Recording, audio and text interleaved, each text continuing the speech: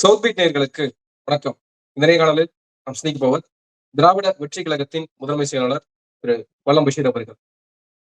வணக்கம். வணக்கம்.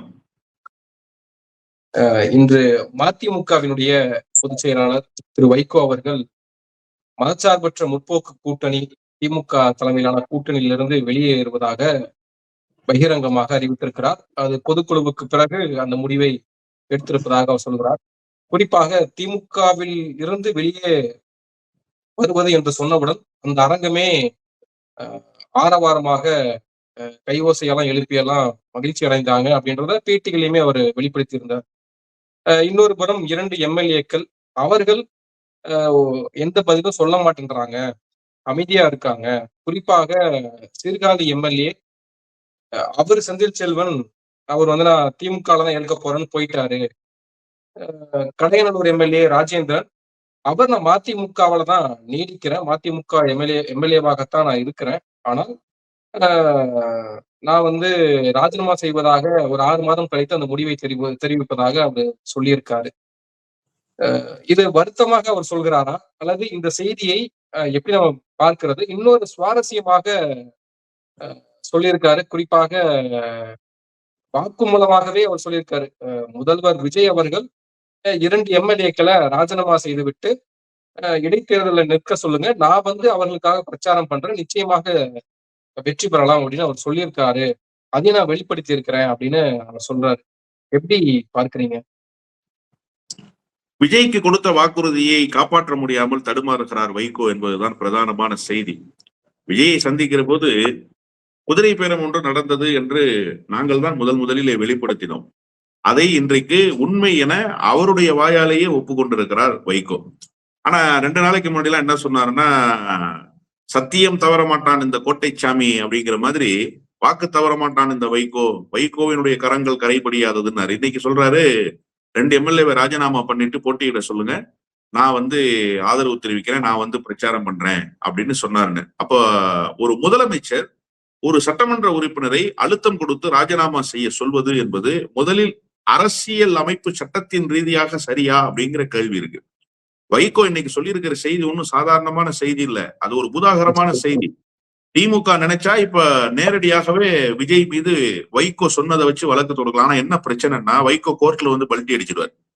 ராஜா சொன்னார்ல, இந்த ஹைகோர்ட்டாவது அப்படின்னு இன்னொரு வார்த்தையை பயன்படுத்திட்டு அது என் குரலே இல்ல மார்பிங் பண்ணிட்டாங்கன்னார்ல, அது மாதிரி வைகோ ராஜினாமா செய்ய வலியுறுத்தேன், அவர் ஓகே சொன்னாருன்றார். இல்ல அது என்னன்னா, கோர்ட்ல என்ன பண்ணிடுவாருன்னு கேட்டீங்கன்னு வச்சுக்கோங்க, இப்ப வழக்கு தொடுக்க முடியும். ஏன்னா திமுகவினுடைய சட்டமன்ற உறுப்பினர்களை ராஜினாமா செய்ய சொல்லி தூது விட்டது விஜய்னு இன்னைக்கு சொல்றாரு. வைகோ ஒரு ஏஜென்ட் தான் இந்த விஷயத்துல. நீங்க வைகோவை பார்ட்டி லீடரா பார்க்காதீங்க. 2 பேரும் சட்டப்படி திமுகவினுடைய சட்டமன்ற உறுப்பினர்கள். உதயசூரியன் சிம்பல்ல போட்டியிட்டு வெற்றி பெற்றிருக்கிறாங்க. அவங்கள ராஜினாமா பண்ண சொல்லி இருக்கிறாரு அப்படின்னு சொன்னா வைகோக்கு அதுல என்ன ரோல்? சாட்சியா வச்சு நீங்க கேஸ் போடணும் அப்படிங்கிற இடம் வந்துச்சுன்னா பல்ட்டி அடிச்சிருவாரு அப்படிங்கிறது பிரதானமான செய்தி. இது ஒரு பக்கம் இருக்கட்டும். இன்னொன்று, நான் ராஜினாமா செய்ய சொல்லி கேட்டேன், அவங்க பதிலே சொல்லல அப்படின்றீங்க. முதல்ல நீங்க ராஜினாமா செய்ய சொல்லி கேட்கலாமா? அது சரியா? நீங்க கூட்டணியில இருந்து வெளியில வர்றதுன்னு எப்பவோ முடிவெடுத்தீங்க. என்றைக்கு விஜய் முதலமைச்சராக வந்தாரோ அன்றைக்கே அப்பாவும் மகனும் வீட்டுல உட்கார்ந்து முடிவெடுத்துட்டு தான் இந்த நாடகத்தை நீங்க இன்னைக்கு அரங்கேற்றி இருக்கிறீங்க. இதுல ரொம்ப முக்கியமான செய்தி என்ன அப்படின்னு சொன்னா, தீர்ப்பை எழுதிவிட்டு விசாரணைக்கு ஆட்களை அழைப்பது அப்படிங்கிறது வைகோவினுடைய பாணி. வைகோ எப்பவுமே ஒரு முடிவெடுப்பாரு. முடிவெடுத்துட்டு பொதுக்குழுவை கூட்டுறேன் பாரு, முடிவெடுத்துட்டு நான் பொதுக்குழுவுல டிஸ்கஸ் பண்ண போறேன்னு சொல்லுவாரு. இன்றைக்கும் அதைத்தான் செய்தார். நீங்க ஏற்கனவே முடிவெடுத்த ஒரு விஷயத்த பொதுக்குழுல இன்னைக்கு இம்ப்ளிமெண்ட் பண்ணிருக்கிறீங்க. இதுல ஏன் ராஜினாமா? நீங்க போயிட வேண்டியதானே? அவங்க 2 பேரும் திமுக உறுப்பினர்கள் தானே, திமுகல போட்டியிட்டு வெற்றி பெற்றவர்கள் தானே. சட்டப்படி அவங்க திமுக சிம்பல்ல போட்டியிட்ட திமுக உறுப்பினர்கள். நீங்க முதல்ல அவங்களை இதுக்கு முன்னால் நடந்த மாவட்ட செயலாளர் கூட்டத்துக்கு கூப்பிட்டதே தப்பு. நேற்றைக்கு ராஜேந்திரனை நீங்க உயர்நிலை குழு கூட்டத்துக்கு அழைச்சதே முதல்ல தப்பு. ராஜேந்திரன் உயர்நிலை குழு உறுப்பினரா? அவர் திமுகவில் உறுப்பினர் அட்டை வாங்கிட்டார் தானே. உறுப்பினர் அட்டை வாங்கி உறுப்பினர் படிவம் ஃபில் பண்ணி கொடுத்து ஏ ஃபார்ம் பி ஃபார்ம் எல்லாம் திமுக தரப்புல கொடுக்கப்பட்டு திமுக சிம்பல்ல அவர் போட்டிட்டு இருக்காரு. அப்ப திமுக சிம்பல்ல போட்டியிட்டவரை நீங்க உங்களுடைய கட்சியினுடைய உயர்நிலை குழு கூட்டத்துக்கு கூப்பிட்டதே முதல்ல தப்பு. அதுல ராஜினாமா செய்ய சொன்னதாக நீங்க சொல்றீங்க. விஜயினுடைய குதிரை பேரத்தை இன்றைக்கு தன்னுடைய ஒப்புதல் வாக்குமூலத்தின் மூலமாக வைகோ சொல்லி இருக்கிறார் என்றுதான் நான் புரிந்து கொள்கிறேன். இவருக்கு ராஜினாமா செய்ய சொல்வதற்கான எந்த முகாந்திரமும் இல்லை. எப்படி இவர் ராஜினாமா செய்ய சொல்லலாம்? நீங்க உதயசூரியன் சின்னத்துல போட்டியிட்டவர்களை ராஜினாமா செய்ய சொல்றதுக்கு நீங்க யார் சார்? இவர் தானே 2 பேர்த்துக்கும் தொகுதி ஒதுக்கீடு செய்கிறாரு. இந்த நபர்கள் எம்எல்ஏவா போட்டியிடட்டும்னு இவர் தானே தேர்வு பண்றாரு. அப்ப இவருக்கு அந்த உரிமை இருக்குதானே சார்? நான் என்ன கேக்குறேன்னா, இதற்கு முன்பு போட்டியிட்ட துரை வைகோ இருக்கிறார் இல்லையா, அவரை எம்பி பதவியை ராஜினாமா சொல்ல வேண்டியதானே? திமுக கூட்டணியில தானே வெற்றி பெற்றீங்க. இப்ப விஜய்க்கு 118 இடங்கள் தேவைப்படுது, அறுதி பெரும்பான்மை தேவைப்படுது. அந்த அறுதி பெரும்பான்மை அவருக்கு தேவைப்படுகிற காரணத்தால் அவர் என்ன பண்றாரு, குதிரை பேரம் நடத்தி எசக்கி சுப்பையாவை அம்பாசமுத்திரத்துல ராஜினாமா பண்ண வைக்கிறாரு, விஜயபாஸ்கரை விராலிமலையில ராஜினாமா பண்ண வைக்கிறாரு, மதுராந்தகத்துல மரகத குமரவேல ராஜினாமா பண்ண வைக்கிறாரு. இப்படி வரிசையாக குதிரை பேரம் நடத்தி எல்லாரும் ராஜினாமா பண்ண வைக்கிறாரு. உங்ககிட்டயும் சொல்றாரு, உங்க கட்சி சார்பா போட்டியிட்டு திமுக வெற்றி பெற்றவங்களை ராஜினாமா பண்ண சொல்லுங்கன்றாரு. நீங்க அதை கேட்டு ராஜினாமா பண்ண உங்க முடிவா இருந்திருந்தா அது நியாயம். ஏன்னா நீங்க தான் அந்த இடத்த வாங்கி கொடுத்தீங்க. விஜயினுடைய முடிவுக்கு நீங்க கட்டுப்படுறீங்க, விஜய் சொல்வதை நீங்கள் கேட்கிறீர்கள். அப்படின்னா விஜயினுடைய குதிரை பேரத்துக்கு நீங்க துணை போறீங்கன்னு தானே அர்த்தம். இது தவறு இல்லையா? இது தவறு தானே? குதிரை பேரம் கிடையாது. குறிப்பாக இது மக்கள் ஒண்ணும் கோச்சுக்க மாட்டாங்க. இப்படி எல்லாம் இடைத்தேர்தல் நின்று மறுபடியும் வெற்றி பெறதெல்லாம் மக்கள் ஒண்ணும் சொல்ல மாட்டாங்க. குறிப்பா அவர் என்ன சொல்றாரு, செந்தில் செல்வன் அவர் திமுகல தான் நான் இருப்பேன்னு சொல்லிட்டு போயிட்டாரு. அப்ப அது குதிரை பேரமா, அது ஒட்டக்க பேரமான்னு கேக்குறாரு. சார், திமுக உறுப்பினராக போய் உறுப்பினர் படிவத்தை நிரப்பி கொடுத்து திமுக உறுப்பினர்கிட்ட வாங்கி திமுக சிம்பல்ல போட்டியிடுங்கன்னு சொல்லி அனுப்பிச்சு வச்சது நீங்க தானே சார்? ஏன் சார் அனுப்பிச்சு வச்சீங்க? செந்தில் செல்வம் போய் நான் திமுகல சேர்ந்து திமுகல சீட்டு வாங்குறேன்னு சொல்லிட்டு போனாரா? நீங்க தான் போய் வாங்கி கொடுத்தீங்க இல்லையா? அப்ப அன்னைக்கே நீங்க தடுத்து நிறுத்த வேண்டியதானே? ஏன் நீங்க தடுத்து நிறுத்தல? இப்ப மட்டுமா இதை நீங்க செஞ்சீங்க? 2019 கணேசமூர்த்தி அண்ணன் அனுப்பிச்சு வச்சீங்க திமுகவுக்கு. அதன் பிறகு அவர் மதிமுகவுக்கு வரவே இல்லை, இறந்துதான் போனார். அவருடைய சடலம் தான் வந்துச்சு. அதுக்கு காரணமும் நீங்க தான். 2021 புதூர் பூமிநாதன் உட்பட டாக்டர் ரகுராமன் உட்பட எல்லாரையும் திமுக சின்னத்துல போட்டியிடுங்கன்னு அனுப்பிச்சு வச்சீங்க. அந்த 4 எம்எல்ஏவும் திமுக எம்எல்ஏ தான். சதன் திருமலை குமாரிலிருந்து அண்ணன் அரியலூர் சின்னப்பா வரைக்கும் திமுகவினுடைய உறுப்பினர்கள் தான். இப்படி தொடர்ச்சியா நீங்க திமுக கூட்டணியில் அங்கம் வகித்த எல்லா தேர்தலிலும் உதயசூரியன் சின்னத்துல போட்டியிடுங்க நீங்க தான் அனுப்பிச்சு வச்சீங்க உங்க கட்சிக்காரங்களை. அனுப்பிச்சு வச்சிட்ட பிறகு இப்ப இதுக்கு பேரு குதிரை பேரம் இல்லையா அப்படின்னு கேட்டா, அவங்க திமுக சின்னத்துல போட்டிட்டாங்க. இப்ப யாருடைய முடிவுக்கு அவங்க கட்டுப்படணும்? யாருடைய முடிவுக்கு கட்டுப்படணும்? சட்டப்படி நம்ம பேசுவோம். திமுக சின்னத்துல போட்டியிட்டதுனால திமுக கொறடா உத்தரவுக்கு தானே சார் அவங்க கட்டுப்படணும். திமுக கொறடா யாருடைய உத்தரவுக்கு கட்டுப்படணும்? திமுக தலைவருடைய உத்தரவுக்கு தானே கட்டுப்படணும். அப்ப அது எப்படி குதிரை பேரமாகும்? திமுகவினுடைய உறுப்பினரை ராஜினாமா செய்ய சொல்ற விஜய் பண்றது குதிரை பேரமா, அல்லது திமுக சின்னத்தில் போட்டியிட்டு வெற்றி பெற்றவர்கள் நாங்க திமுக உறுப்பினராகவே தொடருவோம்னு சொல்றது குதிரை பேரமா? இதை நாட்டு மக்கள் பார்க்க மாட்டாங்களா? நாட்டு மக்கள் இதெல்லாம் நம்ப மாட்டாங்கன்னு வைகோ சொல்ற. மக்களுடைய மனநிலை தெரியுமா முதல்ல வைகோவுக்கு? மக்கள் மனநிலைக்கு எதிராகவே எப்போதும் முடிவெடுப்பவராக வைகோ இருந்திருக்கார். மக்கள் மனங்களை புரிந்து கொள்கிற அந்த பக்குவமே வைகோவுக்கு முதல்ல கிடையாது சார். அப்படிப்பட்ட மனிதராகத்தான் வைகோ எப்போதுமே இருந்திருக்கிறார். இப்போதும் அப்படித்தான் அந்த முடிவை அவர் எடுத்திருக்கிறார். இது முழுக்க முழுக்க குதிரை பேரம் தான். அந்த குதிரை பேரத்தில் வைகோ வாங்கியது எவ்வளவு, அதை சொல்லுங்க. அப்ப அந்த பேரம் எதன் அடிப்படையில் நடந்தது சொல்றாரு? இல்ல அதாவது ஆதாரபூர்வமா சொல்லுங்க, ஆதாரபூர்வமா சொல்லுங்க. இல்லன்னு ஆதவர்ஜுனா உங்க வீட்டுக்கு வராரு, மறுநாள் நீங்க போய் விஜயை பாக்குறீங்க. விஜய் உங்கள்ட்ட ராஜினாமா செய்ய சொல்லுங்கன்னு சொன்னதாக நீங்க சொல்றீங்க. சும்மா சொன்னாரா ராஜினாமா பண்ண சொல்லுங்கன்னு? இத்தனை கோடி செலவு பண்ணி எம்எல்ஏ ஆனவங்களை ராஜினாமா செய்யுங்கன்னு சும்மா சொன்னாரா?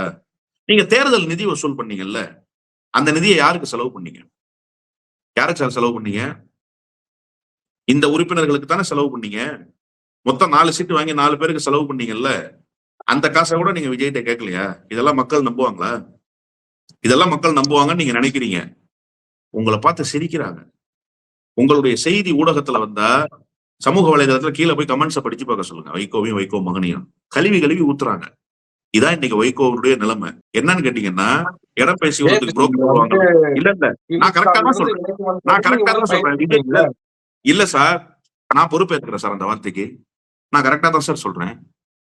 ஒரு கட்சியினுடைய சட்டமன்ற உறுப்பினரை ராஜினாமா பண்ண சொல்றேன்னு முதலமைச்சர்கிட்ட போய் வாக்குறுதி கொடுத்துட்டு வர்றதுக்கு பேர் என்ன?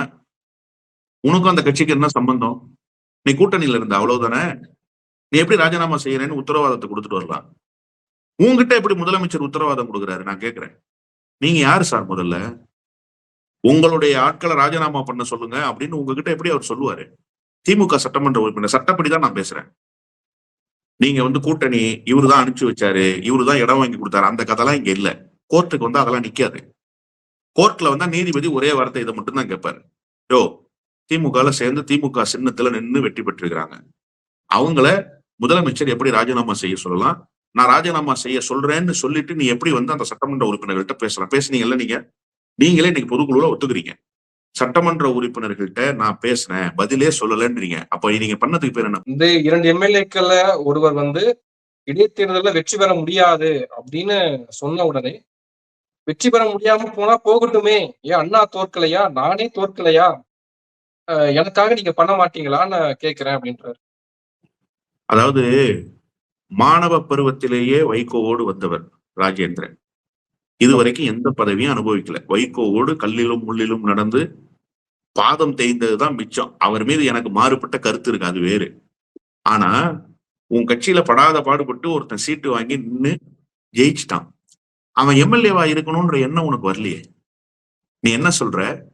ராஜினாமா பண்ணிரு, ஏன் நான் தோக்கலையா? அப்படின்னா அடி மனசினுடைய ஆழத்துல உங்களுக்கு எவ்வளவு வன்மம் இருக்கு பாருங்க. கட்சிக்காரன் அதிகார பொறுப்புக்கு வரக்கூடாதுன்னு ஒரு தலைவர் நினைக்கிறாருன்னா அது இந்தியாவிலேயே வைகோ தான் சார். வேற எந்த கட்சி தலைவராவது தன்னுடைய தொண்டன், தன்னுடைய சகா ஒரு நல்ல இடத்துக்கு வரக்கூடாதுன்னு நினைப்பாங்களா? வைகோ நினைக்கிறாரு. ஏன் நான் தோக்கலையா? நீங்க தோத்துட்டீங்கிறதுக்காக கட்சியில இருக்கிற எல்லாருமே பதவி இல்லாம இருக்கணுமா சார்? உங்களுக்கு எம்பி பதவி கிடைக்கலங்கிறதுக்காக கட்சியில இருக்கிற எல்லாருமே எம்பி பதவி இல்லாம எம்எல்ஏ பதவி இல்லாம இருக்கணுமா? ஏன் அந்த கட்சியில 2 பேர் ஜெயிச்சு நீங்க என்ன சொல்றீங்க? எங்களை 4 இடம் கொடுத்து சுருக்கிட்டாங்க. கிளைக்கழகமே இல்லாத விசிகாவுக்கு 8 இடம் கொடுத்தாங்க. அழிய போற நிலையில இருந்த தேமுதிகவுக்கு 10 இடம் கொடுத்தாங்க. ஆனா எங்களுக்கு பாருங்க 4 இடம் தான் கொடுத்தாங்க. நீங்க தேமுதிக 1 தான் ஜெயிச்சிச்சு. 8 வாங்கி விசிகா 2 தான் ஜெயிச்சிச்சு. ஆனா 4 வாங்கி நீங்க 50% வெற்றியை பெற்றுட்டீங்கல்ல, அதை ராஜினாமா செய்ய சொல்றீங்களா? அப்புறம் எதுக்கு சார் நீங்க கடந்து அல்லாடுறீங்க? கம்மியா கொடுத்துட்டாங்கன்னு சொல்லி ஜெயிச்ச 2 இடத்த ராஜினாமா பண்றீங்களா நீங்க? அப்ப நீங்க 10 இடம் வாங்கி 10 இடத்துல நின்றுனாலும் 10 ராஜினாமா தானே செய்வீங்க. என்ன பிரயோஜனம்னு கேட்கிறேன் நான். உங்களுக்கு ஏன் 10 கொடுக்கணும் அப்ப திமுக? அப்ப திமுக கரெக்டா தானே இருந்திருக்கு. திமுக உங்களை கணக்கிட்டு தானே உங்களுக்கு படி அளந்திருக்கு. உங்களுக்கு 10 இடம் கொடுத்துருந்துச்சு வச்சுக்கோங்க, நீங்க இன்னைக்கு 10 இடத்தையும் ராஜினாமா பண்றேன்னு நின்று இருப்பீங்க. 10 பேருக்கு ராஜினாமா பண்ண நீங்களும் சொற்களை வீசுறீங்க. எப்படி? ஆராசா சொற்களை வீசினார் எங்களை பார்த்து அப்படின்னு வைகோ சொன்னாரு. இப்ப நீங்களும் சொற்களை வீசுறீங்க. ஏன் நீங்க வீசாத சொற்களா? வைகோ வீசினது இல்ல சொற்களை. கடந்த காலத்துல வைகோ பேசினது இல்ல. மக்கள் நல கூட்டணி மறந்துருச்சா? அவருக்கு வேற தொழில் இருக்கு, அவருக்கு நல்லா நாயனா வாசிக்க தெரியும். சொன்னது யாரு? எவ்வளவு பெரிய தலைவர் சார். இந்திய துணை கண்டத்தினுடைய திசைவழி போக்கை தீர்மானித்த தலைவர் சார். தமிழனுக்கென்று இந்திய துணை கண்டத்தில் பெருமையை தேடி தந்த தலைவர் சார். தமிழ்நாட்டை தூக்கி நிறுத்திய தலைவர் சார். தமிழ்நாட்டை அங்குலம் அங்குலமாக செப்பனிட்ட தலைவர் சார். நீங்க சாதிய வட்டத்துக்குள்ள கொண்டு அடைச்சிங்களே சார், மறந்துட்டீங்களா? அப்ப நீங்க சொற்களை வீசலையா? எவ்வளவு மனம் பாடுபட்டிருக்கோம் உங்களை வளர்த்து ஆளாக்கி நீங்கள் இந்திய துணை கண்டத்தில் அறியப்படுகிற நபராக உங்களை கொண்டு வருவதற்கு அந்த தலைவர் எடுத்துக்கொண்ட முயற்சியை வேற யாராவது எடுக்க முடியுமா? நீங்க ஒரு நச்சு பாம்புன்னு தெரிஞ்சே உங்களுக்கு பால் வார்த்தார்ல அந்த தலைவர், அவரை பார்த்து நீங்க அந்த ஒரு வார்த்தையை சொன்னீங்களே, அது வார்த்தையை வீசுறது இல்லையா? அப்ப அதெல்லாம் இல்லைன்னா நாங்க வீசுனதுல என்ன தப்புன்னு கேட்கிறேன் நான். ஆங்கிலத்துல யூ டிசர்வ் அப்படின்னு சொல்லுவாங்க. நீ அதுக்கு தகுதியானவன் தான் சொல்லுவாங்க. நாங்கள் சொன்ன அத்தனை வார்த்தைக்கும் அவர் தகுதியானவர் தான். அதுல ஒண்ணும் மாறுபட்ட கருத்தே இல்லை. என்ன தப்பு இருக்குன்னு நான் கேட்கிறேன். சார், நீங்க சத்தியம் பண்ணேன்னு நீங்க கலைஞருக்கு சத்தியம் பண்ணி கொடுத்தீங்கல்ல, உங்களுக்கு எப்படி அரணாக இருந்தேனோ அது போல தம்பி மு.க. ஸ்டாலினுக்கும் அரணாக இருப்பேன். முதல் தோல்வியை மு.க. ஸ்டாலின் சந்திக்கிறாரு. பின்னங்கால் பிடரில் அடிக்க ஓடுறீங்க. அப்ப அந்த சத்தியம் பொய் தானே? வெற்றி பெறுகிறது திமுக என்கிற காரணத்தால் தான் திமுகவோடு நீங்கள் ஒட்டி கொண்டிருந்தீர்கள். திமுகவோடு ஒட்டி கொண்டிருந்தால் அதிகாரத்தை அண்டி பிழைக்கலாம்ன்ற எண்ணம் உங்களுக்கு இருந்துச்சு. அதனால நீங்க திமுகவோடு இல்லாத போதுதானே கூட்டணிக்குள்ள வர்றாங்க. ஆர்கே நகர் தேர்தலின் போதுதான் மறுபடியும் கூட்டணிக்குள்ள வர்றாங்க. ரொம்ப ரொம்ப சூப்பரா கேட்டீங்க. அன்னைக்கு அதிமுக வெற்றி பெறாத நிலையில இருந்துச்சு, திமுக மட்டும்தான் வெற்றி பெறுகிற நிலையில இருந்துச்சு. இவங்க வருகிற போது திமுகவினுடைய நிலை என்ன? திமுக என்ன தோல்வி முகத்துல இருந்துச்சா? பலமான எதிர்கட்சி அதிமுக சலசலத்து போயிருந்துச்சு. அன்னைக்கு அதிமுகங்கிற கூடாரம் கலகலத்து இருந்துச்சு சார். 2019 மிகப்பெரிய வெற்றியை பெற்றது திமுக கூட்டணி. 2021 மிகப்பெரிய வெற்றியை பெற்றது திமுக கூட்டணி. ஊரக உள்ளாட்சி தேர்தலில் மிகப்பெரிய வெற்றி. விடுபட்டு போன 9 மாவட்டங்கள், ராணிப்பேட்டை, செங்கல்பட்டு, திருப்பத்தூர் மாவட்டம், மிகப்பெரிய வெற்றி. தென்காசி உட்பட பெற்றது யாரு? திமுக கூட்டணி. 2024 மகத்தான வெற்றி பெற்றது யாரு? திமுக கூட்டணி. அப்ப நீங்க வந்த பிறகு திமுக தொடர்ச்சியாக வெற்றி பெறுகிற போது திமுகவோடு இருந்து கொண்டு அதிகாரத்தை பங்கு போட்டுக் கொண்டீர்கள். எம்பி ஆனீங்க, மேயர், துணை மேயர் வாங்குனீங்க, நகராட்சி தலைவர் வாங்குனீங்க. மாங்காடுல எங்க இருக்கு கட்சி உங்களுக்கு? நகர்மன்ற தலைவர் கொடுத்தது யார்? திமுக தானே. ஆவடியில ஆள் இருக்கா உங்களுக்கு? துணை மேயர் கொடுத்தது யாரு? திமுக தானே. பேரூராட்சி தலைவர் கொடுத்தது யாரு? இப்ப கோயில்பட்டியில ஒருத்தர் ஜெயிச்சிருக்காரு நகராட்சி தலைவரா. நகராட்சி துணை தலைவரா இருந்தாரு, நகராட்சி தலைவர் எம்எல்ஏ ஆயிட்டதுனால இவர் நகராட்சி தலைவரா இருக்காரு. அதை யார் கொடுத்தா? திமுக தானே கொடுத்துச்சு. திமுக தானே சார் கொடுத்துச்சு. அப்ப திமுகவோட அதிகாரத்தை பங்கு போட்டுக்கிற நேரத்துல நீங்க இருந்துட்டு முதல் தோல்வியை திமுக சந்திக்கிற போது ஓடி வந்துட்டீங்க. அப்ப நீங்க யாரு? அப்ப நீங்க செய்து கொடுத்த சத்தியம் என்ன? அப்ப நீங்க துரோகியா இல்லையா? எவ்வளவு பெரிய இவர் மட்டுமா வைகோ மட்டுமா இப்படி செய்தாரு? ஐயுஎம்எல் போலியா, காங்கிரஸ் போலியா? ஏதோ வைகோ மட்டும்தான் இந்த முடிவு எடுத்தாரா? நாங்க அப்படி சொல்லவே இல்லையே. வைகோ மட்டும்தான் அப்படி முடிவெடுத்தாரு நான் சொன்னோம். அண்ணன் திருமாவின்னு தான் சொல்றோம், ஐயுஎம்எல் தான் சொல்றோம். ஆனா யாரும் போய் பராக் ஒபாமாவோடு விஜயை ஒப்பிடல. நீங்க தான் போய் ஒப்பிட்டீங்க. நீங்க தானே ஒப்பிட்டீங்க. அவங்க எல்லாம் நேரடியா செஞ்சாங்க. நாங்க போறோங்க அப்படின்னு சொல்லிட்டு வெளியில போனாங்க, அமைச்சரவையில பங்கேற்றாங்க, முடிஞ்சு போச்சு. நீங்க எதுக்கு இத்தனை நாளா ஆத்திக்கிட்டு இருந்தீங்க டீயை? அந்த டீயை அன்னைக்கே கொண்டு வந்து சந்தையில வித்திருக்க வேண்டியதானே, முடிஞ்சு போச்சு இல்ல கதை. பொதுக்குழுவை கூட்டுறேன், நாங்க கருத்து கேட்கிறோம், எங்களை திமுக அவமானப்படுத்திருச்சு, எங்களை அவமதிச்சிருச்சு, சுயமரியாதை இழந்துட்டு இருந்தோம். ஏன் 2019 சுயமரியாதையை இழந்துட்டு உதயசூரியன்ல போட்டியிட்டப்பவே வெற்றி பெற்றுட்டு வெளியில வந்துட வேண்டியதானே? இத்தனை நாளா ஏன் இருந்தீங்க? 2021 6 சீட்டு கொடுத்து உதயசூரியன் சின்னத்துல போட்டியிட சொன்னப்பவே வெளியில வந்துட வேண்டியதானே? ஏன் இத்தனை நாளா இருந்தீங்க? உங்க பையனுக்கு ஒரே ஒரு சீட்டு நீங்க கேட்ட தொகுதியை கொடுத்து வெற்றிக்கு 4 அமைச்சர்கள் பாடுபட்டாங்களே, அதன் பிறகு வெளியில வந்துட வேண்டியதானே? ஏன் இருந்தீங்க? இப்ப கூட திமுக சின்னத்துல போட்டியிட சொன்னதாக நீங்க சொல்றீங்களா? அது பொய்.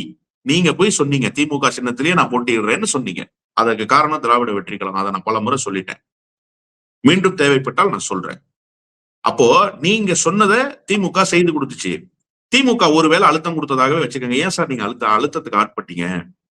வெளியில அண்ணா அறிவாலயத்துல நீங்க பேசுனீங்க, மறந்துட்டீங்களா? வெளியில அண்ணா அறிவாலயத்துல நீங்க என்ன பேசுனீங்க? மிகுந்த மனநிறைவோடு இருக்கிறோம், திராவிட முன்னேற்ற கழகம் கூட்டணி தயவில்லாமலேயே ஆட்சி அமைக்கும், தமிழ்நாட்டில் கூட்டணி ஆட்சி என்கிற பேச்சுக்கே இடமில்லை. சொன்னது யாரு? ரெக்கார்டு எடுத்து போடுங்க. சொன்னது யாரு சார்? தோழர் பே. சண்முகம் சொன்னாரா? தோழர் வீரபாண்டியன் சொன்னாரா? அண்ணன் திருமா சொன்னாரா? சொல்லல. நீங்க தானே சொன்னீங்க. அப்ப நீங்களே அதை சொல்லிட்டு திமுக அதிகாரத்துக்கு வரும்னு நினைச்சிருந்துட்டு திமுக இப்ப அதிகாரத்துக்கு வரலன்ன உடனே இப்ப இன்னைக்கு நீங்க இந்த நிலைப்பாடு எடுத்திருக்கீங்க. இதுக்கு பேர் என்ன? அதனால உங்களை விமர்சிக்கிறேன். இன்னொரு செய்தி ஒண்ணு இருக்கு, அதையும் சொல்லி முடிச்சிடறேன் நானு. அதுக்கப்புறமா நீங்க அடுத்த கேள்வி கேளுங்க. அவங்க கட்சி அலுவலகத்துல ஒரு கூட்டம், துக்கம் கேட்க போறவன் சாவு நடந்த வீட்டுக்கு போவான்னு பேரு, துக்கம் கேட்கிறவன் நான் வீட்டுக்கு வர சொல்லி துக்கம் கேட்கிறான். இதெல்லாம் என்னையா நியாயம்? அடுக்குமா? நீ கட்சி நடத்துறியா? கேட்டது யாரு? நம்ம அண்ணாச்சி வைகோ தான். யார? விஜயை பார்த்து கேட்டாரு. இப்ப பராக் ஒபாமாவை விட மேலானவர், Barack Obama failed, you pass. யார் சொல்றது? இதே வைகோ தான். வெக்கமா இல்லையா வைகோக்கு? எப்படி சார் இப்படி எல்லாம் மாத்தி பேச முடியும் ஒரு மனிதராக? அதுதான் சார் விமர்சிக்கணும். இந்த நிலைப்பாட்டுக்கு என்ன காரணம்? அதை சொல்லுங்க. நீங்க இந்த நிலைப்பாடை நீங்க எடுக்கிறீங்கல்ல, இதுக்கு என்ன காரணம்? ஏதாவது ஒரு அடிப்படை காரணம் இருக்கா? ஏதாவது ஒரு அடிப்படை காரணம் இருக்கா? நீங்க ஏதாவது ஏற்கும்படியாக சொல்றீங்களா? ஒண்ணுமே உங்களால சொல்ல முடியல. சரி, அதெல்லாம் விடுங்க. ஏன் உங்க பையன் நிர்வாக குழுக்கு நேத்து வரல? உயர்நிலை குழுக்கு ஏன் உங்க பையன் நேத்து வரல?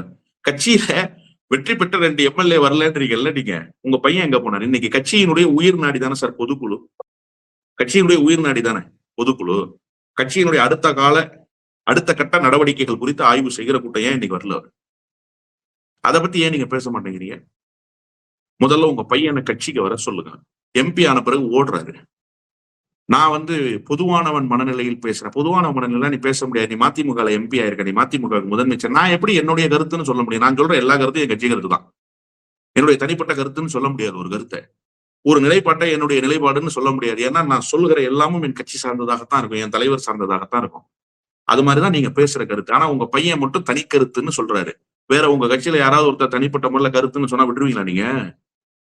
முதல்ல உங்க பையனை கட்சிக்கு கூட்டுவாங்க, உங்க பையனை கட்சி நடத்த சொல்லுங்க. இருக்கிறவனை பூரா துரோகின்னு சொல்லிட்டு இருக்காரு. வந்ததுல இருந்து களை எடுக்கிறேங்கிற ஒருத்தனையாவது சேர்க்கிறேன்னு சொல்றாரா? துரை வைகோவை பற்றி ஒரு கேள்வி இருக்கு. அவர் விடன் கொடுத்த பேட்டியில ஒரு விஷயம் ஆசுக்கா சொல்றாரு. ஸ்லீப்பர் செல்ஸ் ஒவ்வொரு கட்சியிலும் திமுக விட்டுருக்காங்க.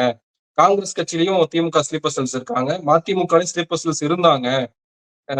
இடையில கட்சியிலிருந்து வெளியே போன ஆட்கள் அவர்கள் வந்து மிகப்பெரிய அளவுக்கு அவதூறு பரப்புனாங்க. ஊடகங்கள் வந்து காசு வாங்கிட்டு சில ஊடகவியலாளர்களோ ஊடகங்களோ எங்கள் மீது அவதூறு பரப்புனாங்க. இது திமுக ரசித்தது அப்படின்னு வைகோ சொல்றாரு. ஜனநாயகத்தினுடைய 4வது தூண் சார் ஊடகம். எவ்வளவு பெரிய பழியை தூக்கி சுமத்துறீங்க. உங்களுக்கு ஆதரவாக பேசிட்டாங்க, அது வந்து மக்கள் மனநிலையை வெளிப்படுத்துகிற கருத்து. உங்களுக்கு எதிராக பேசிட்டா ஊடகங்கள் காசு வாங்கிருச்சா? திமுகவுக்கு வேற வேலையே இல்லை.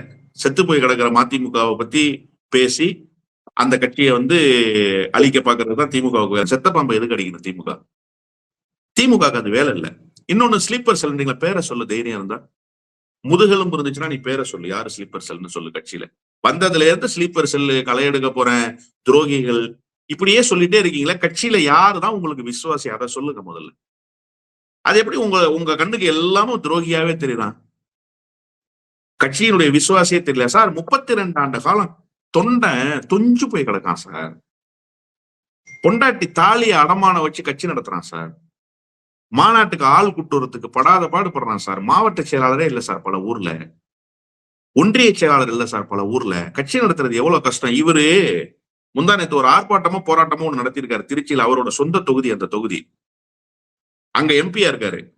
110 பேர் தான் வந்திருக்கான். 4 மாவட்டத்தை சேர்த்து. தான் கட்சியினுடைய நிலைமை. சொந்த எம்பி தொகுதிக்குள்ள கட்சியினுடைய தலைவர், அதாவது அடுத்த தலைவர், வைகோக்கு அப்புறம் இவர் தானே தலைவர், அப்படித்தானே சொல்றாங்க. அடுத்த தலைவர் நடத்துற கூட்டத்துல 110 பேர் கலந்துக்கிற நிலைமையில இருக்கு கட்சி. இருக்கிறவனை பூரா துரோகின்னு சொன்னா இப்படிதான் இருக்கும் கட்சி. யாரு ஸ்லீப்பர் செல் சொல்லுங்க. சரி, கட்சிக்குள்ள ஸ்லீப்பர் செல் வைக்கிற அளவுக்கு இந்த கட்சி என்ன பலமா இருக்கா? திமுகவுக்கு அப்படி ஒரு தேவை இருக்கா? எந்த தேவையும் திமுகவுக்கு இல்ல. அபாண்ட பழிய திமுக மேல சுமத்தாதீங்க. உங்களை வாழ வைத்தது திமுக. 2016 மக்கள் நல கூட்டணின்னு ஒரு மிகப்பெரிய புரோக்கர் வேலையை பார்த்து தமிழ்நாட்டில் முத்தமிழறிஞர் டாக்டர் கலைஞர் முதலமைச்சர் ஆக முடியாமல் செய்த பெருமை வைகோவுக்கு தான் உண்டு. அன்னைக்கு அரசியலே மாறி போயிருக்கும். அதை கெடுத்தவர் வைகோ. அதன் பிறகு வாழ வழி இல்லாமல் வக்கற்று நின்ற வைகோ ஆர்கே நகர் இடைத்தேர்தல் ஆதரவு கொடுங்கன்னு திமுக கேட்டுச்சா? ஓடி வந்து திமுகவுக்கு ஆதரவு கொடுத்துட்டு திமுக கூட்டணியில் ஒட்டி கொண்டு திமுகவில் எல்லா சுகங்களையும் பெற்று, எல்லா பதவிகளையும் பெற்று, எல்லா வாய்ப்புகளையும் திமுகவில் பெற்று, இன்னைக்கு திமுக தோற்றவுடன் ஓடுறாரு வைகோ. முதுகுக்கு பின்னாலேயே கத்தியை வச்சுக்கிட்டு குத்துறதுக்கு தயாரா இருந்துட்டு எப்படா தோக்கும்னு பார்த்து ஓடுறீங்களே, எவ்வளவு பெரிய அயோக்கியத்தனம் இது. அதை செய்துட்டு இப்ப வந்து திமுக ஸ்லீப்பர் செல். ஏன் திமுக ஸ்லீப்பர் செல் வச்சது இப்பதான் தெரியுதா? செத்தாலும் தனி சின்னம் தான். அப்ப தெரியல? அண்ணன் நேருவை பக்கத்துல உட்கார வச்சுட்டு நேருவை அழைச்சிட்டு போய் ஓட்டு கேட்க போகும்போது தோழர் அன்பில் மகேஷ், நானும் அவரும் ஒட்டி பிறந்த இரட்டை பிறவிகள், என் உடன்பிறவா சகோதரர் அன்பில் மகேஷ், என் மீது எல்லையற்ற அன்பு கொண்டவர். அப்ப தெரியலையா ஸ்லீப்பர் செல் வச்சிருந்தது? அவர் யார்? பாஜக காரரா? அவர் யார்? அதிமுகவா? அவர் திமுக மாவட்ட செயலாளர் இல்ல? அவர அண்ணன் தளபதி அவர்களின் மடியில் தவழ்ந்த பிள்ளை இல்ல அவரு? அப்ப அவரோடு உறவாடி கொண்டு அவர் பள்ளி கல்வித்துறை அமைச்சராக இருக்கும்போது அவர்கிட்ட போய் எத்தனை டிரான்ஸ்பர், எத்தனை அப்பாயின்மெண்ட், எவ்வளவு காரியம் பண்ணிக்கிட்டீங்க. அப்ப தெரியல திமுக உங்கள்கிட்ட ஸ்லீப்பர் செல் வச்சிருந்துச்சுன்னு. இப்பதான் தெரியுதா உங்களுக்கு திமுக ஸ்லீப்பர் செல் வச்ச செய்தி? இதெல்லாம் நாட்டு மக்கள் பார்த்துக்கிட்டே இருக்காங்க. உங்களுடைய அயோக்கியத்தனம், நீங்கள் பேசுகிற அந்த இழிவான மலிவான பேச்சு இந்த நாட்டு மக்களிடத்துல அம்பலப்பட்டு போய் கிடக்கிறது. அவ்வளவுதான். வைகோ அரசியலை கடந்த ஒரு சிறந்த ஒரு கல்வியாளர்னு கூட சொல்லலாம். அவர் வந்து சிறந்த பேச்சாளர் நம்ம சொல்லலாம். ஆனால் அவர் வந்து சில வார்த்தைகளை வந்து பேசுகிற போது இன்னைக்கு விஜயை வந்து காட்டி கொடுக்கிற மாதிரிதான் அந்த விஷயத்த சொல்றாரு. விஜய் அவர்கள் சொல்றாரு, நான் வந்து இந்த முடிவை நீங்க எடுங்கன்னு சொல்றாரு அப்படின்னு வெளிப்படையாக பட்டவர்த்தனமாக போட்டு உடைக்கிறாரு. இது ஏன் வம்படியாக அவர் சொல்லணும்? ஏன்னா பொதுக்குழு கூட்டத்திலேயே அவர் வெளிப்படுத்துறாரு. அவர் தெரியாமல் வெளிப்படுத்துவாரான்ற ஒரு கேள்வி இருக்குல்ல. விஜயை மாட்டி விடுற வேலைதான். ஒரு முதலமைச்சர் இப்படி பேசி இருக்கிறார் என்பது எவ்வளவு பெரிய தப்பு சார். அரசியலமைப்பு சாசன சட்டத்துக்கு எதிரானது சார். ஒரு முதலமைச்சர் போய் சட்டமன்ற உறுப்பினரை ராஜினாமா செய்யுங்கன்னு அழுத்தம் கொடுக்க கூடாது சார். அதான் நான் சொல்றேன். சட்ட ரீதியாக தப்பு அது. அந்த தப்ப முதலமைச்சர் செஞ்சுட்டாருன்னா அதை உங்களை நம்பி தானே சொல்லுங்க. பெரிய மனுஷன் வெளியில சொல்ல மாட்டேன்னு உன்னை நம்பி சொன்னா 4 பேரை கூப்பிட்டு வச்சு இப்படி நாரடிக்கிறியா அப்படின்னு நினைக்க மாட்டாரா விஜய்? ஊடகங்கள் இருக்குன்னு வைகோவுக்கு தெரியும். இந்த செய்தி பேசு பொருளாயிரும்னு வைகோவுக்கு தெரியும். தெரிஞ்சே பேசுறாரு. அப்ப விஜயை மாட்டி விடுற வேலை. விஜய் உஷாரா இருக்கணும். இனிமே இது மாதிரி நிறைய வேலையை செய்வார். அவர் சொல்லிதான் இந்த அரசே இயங்குறது மாதிரி சீன் போடுவார். இப்போ அவர் சொல்லிதான் இந்த அதிகாரமே விஜயினுடைய கையில் இருக்கு நிலைத்து நிற்பதை போல நாடகம் ஆடுவார். இப்ப நீங்க பாருங்க, வேடிக்கையை மட்டும் பாருங்க. இப்பதானே ஆரம்பிச்சிருக்காரு, பராக் ஒபாமால ஆரம்பிச்சிருக்காருல. Fidel Castro, Che Guevara, Saddam Hussein, இன்னும் இந்த உலகம் அறிந்து வைத்திருக்கிற எல்லா தலைவர்களோடையும் ஒப்பிட்டு பேசி நல்லா பாடி ஆடி அவரை மகிழ்வித்து அடுத்த கட்டத்துக்கு போகணும்ல. அப்ப பாருங்க விஜய்க்கு வரக்கூடிய நெருக்கடி. விஜய் ரொம்ப எச்சரிக்கையாக இருக்கணும். இன்னைக்கு உங்களுடைய நற்பெயருக்கு பெரிய பேராபத்தை உண்டாக்கியிருக்காரு. நற்பெயர் உங்களுக்கு இருக்கா இல்லையான்றது வேற. என்ன நற்பெயர்னா, முதலமைச்சர் என்கிற நற்பெயர் இருக்குல்ல, அந்த பெயருக்கு ஆபத்தை உண்டாக்கிட்டாரு இன்னைக்கு வைகோ. வர்றதுக்கு முன்னாடியே வினையை இழுத்து உங்க மடியில விட்டுட்டுதான் வர்றாரு. ஜாக்கிரதையா இருங்க, அவ்வளவுதான்.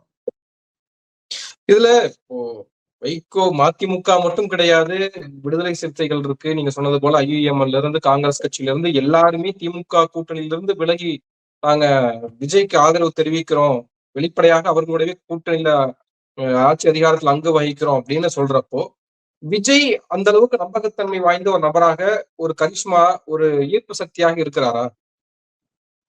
இல்ல சார், அதாவது அதிகாரத்தில் பங்கு தரேன்னு முதலா ஒருத்தர் சொல்லிட்டாரு. அதற்குண்டான வாய்ப்பும் சூழலும் இருக்கு. அதை ஏன் பயன்படுத்திக்க கொள்ளக்கூடாதுன்னு தான். மற்றபடி நம்பகத்தன்மையோடு இருக்கிறாரா, அவர் அந்த கரிஸ்மேட்டிக் லீடரா, அவர் பெரிய லெகசியை வச்சிருக்கிறாரா, அதெல்லாம் ஒண்ணும் கிடையாது. அதிகாரத்துல பங்கு தரேன்றாரு. இந்த கட்சிகள் அதிகாரத்துல பங்கேற்க முடியாமல் இருந்த கட்சிகள். அதனால அதிகாரத்துல பங்கெடுப்பதற்காக போறாங்க. நாளைக்கு சரியில்லைன்னா திரும்பி வந்துடலாம், அவ்வளவுதான். அதுக்கு ஏற்றவாறு அண்ணன் திருமாலாம் கரெக்டா பேலன்ஸா போறாரு. தோழர் பே சண்முகம் மட்டும்தான் கொஞ்சம் தடுமாறிட்டாரு. இந்திய கம்யூனிஸ்ட் கட்சி ரொம்ப தெளிவா இருக்கு. ஐயுஎம்எல் தடுமாறுறது மாதிரி ஒரு சூழல் இருந்தாலும் நாளைக்கு வந்து திரும்ப சேர முடியும்னா சேர்ந்துருவாங்க. ஆனா வைகோ சேரவே முடியாது இனிமே. அறிவாலய வாசலுக்கு நீங்க வந்தீங்கன்னா காவேரி வாசல்ல விட்டு எரிஞ்சாங்க பாருங்க காலனிய, அதை விட மோசமான வரவேற்பு வைகோவுக்கு கிடைக்கும். ஏன்னா வைகோ பேசின பேச்சு அப்படி, வைகோ மகன் வைகோ பேசுனதை கூட ஏத்துக்கலாங்க. வைகோ மகனுக்கு என்னங்க தகுதி இருக்கு? நீ யாருன்னே தெரியாத ஆளு, சிகரெட் வித்துக்கிட்டு இருந்த, உன்னை கொண்டு வந்து எம்பி ஆக்குச்சு திமுக இல்லையா? அதுவும் அண்ணன் திருநாவுக்கரசர் கேட்ட தொகுதி, ராகுல் காந்தி கேட்ட தொகுதி, அதை திருநாவுக்கரசரை காம்ப்ரமைஸ் பண்ணி உனக்கு அந்த வாய்ப்பை தந்து உன்னை எம்பி ஆக்குச்சு. ஆனா நீ இன்னைக்கு பேசுற பேச்சு, நீ என்னமோ அரிஸ்டாட்டிலை விட கூடுதலான புகழ் பெற்றிருக்கிற தலைவர் மாதிரியும், தமிழ்நாட்டினுடைய திசைவழி போக்கையே நீதான் தீர்மானிக்கிறது மாதிரி பேசுறல்ல, இதெல்லாம் ரொம்ப ஆபத்து. நாளைக்கு திமுக பக்கம் திரும்பி பார்க்க முடியாது. விஜய் நாளைக்கு விழுந்துட்டாருன்னா எங்க போவீங்க? மாற்று என்ன உங்களுக்கு? எடப்பாடி பழனிசாமி போவீங்கன்னா என்ன செய்வீங்க? அதெல்லாம் பார்த்து செக் அண்ட் பேலன்ஸா பேசணும். அந்த ஒரு பக்குவம் வைகோவிடத்திலும் இல்ல, வைகோ மகனிடத்திலும் இல்ல. விஜயிடம் எல்லாரும் தொடர்ந்து படையெடுக்கிறார் என்று சொன்னா அதிகாரத்தில் பங்கு தருகிறார். அந்த பங்கை நாமும் பெற்றுக்கொள்வோம் என்கிற மனநிலை, அவ்வளவுதான். மதிமுகவிலிருந்து விலக்கிய கே.எஸ். ராதாகிருஷ்ணன் அவரும் ஒரு ட்விட்டர் பக்கத்துல ஒரு பதிவு ஒண்ணு போட்டிருந்தாரு. இன்னைக்கு என்ன காரணங்களை எல்லாம் சொல்லி திமுகவிலிருந்து வெளியேறுகிறாரோ, நாளைக்கு விஜய்க்கும் இது நேரிடும், விஜய் கட்சியிலிருந்து வெளியேறுவதற்கு இந்த காரணங்களை பயன்படுத்துவாரு அப்படின்னு அவர் சொல்றாரு. அதற்கான சாத்தியக்கூறுகளும் இருக்கா? இல்ல கண்டிப்பா ஆபத்து வந்தால் ஓடிடுவாரு, நிக்க மாட்டார் வைகோ. நாளைக்கு விஜய் தோத்துட்டாருன்னு வச்சுக்கோங்க, இதே நிலைப்பாட்டோடு இருப்பாரா? பராக் ஒபாமாவோடு ஒப்பிட்டு பேசியவர் பரதேசியோடு ஒப்பிட்டு பேசுவார். அடுத்து அவருடைய இயல்பே அதுதான். என்ன பண்ணுவார்னு கேட்டீங்கன்னா, அதிகாரம் இருக்கிறது என்கிற காரணத்துக்காக வானலாவ புகழ்வார். மோடி மை ஃப்ரெண்ட் அப்படின்பாரு. திடீர்னு நான் மோடியை பார்த்து கேட்கிறேன் அப்படின்பாரு. அதனால அதிகாரம் இருக்கிற வரைக்கும் தான். அதிகாரம் இல்லாம போயிடுச்சுன்னா அவருடைய முகம் மாறிடும். நீங்க வெயிட் அண்ட் சி. தாவேகா தோல்வியே தழுவாதா? தாவேகா நிரந்தர வெற்றியை பெறுகிற இயக்கமா தமிழ்நாட்டுல? இல்ல, அது ஒரு தோல்விக்கு வரும். ஏன் சார் 2018, 2019, அதன் பிறகு 2021 இத்தனை தேர்தல் கடந்துருச்சுல சார். இவ்வளவு தேர்தல்ல வெற்றியை மட்டுமே பரிசீலிச்சுல சார் திமுக. அப்போதெல்லாம் திமுகவோடு ஒட்டி கொண்டிருந்த வைகோ இப்ப திமுகவை இழுத்தும் பழித்தும் பேசுறாருன்னா அந்த ஒரு தோல்வி தானே காரணம். இதே ஒரு தோல்வி விஜய்க்கு வந்தா இதை விட கூடுதலா பேசிட்டு வருவார் வைகோ. வெயிட் பண்ணுங்க, நம்ம பார்ப்போம். அப்போதும் சவுத் பீட்ல நம்ம உட்கார்ந்து பேசுவோம். நன்றி. நிறைய விஷயங்களை பகிர்ந்திருக்கீங்க. உங்க நேரத்துக்கு மிக்க நன்றி. நன்றி.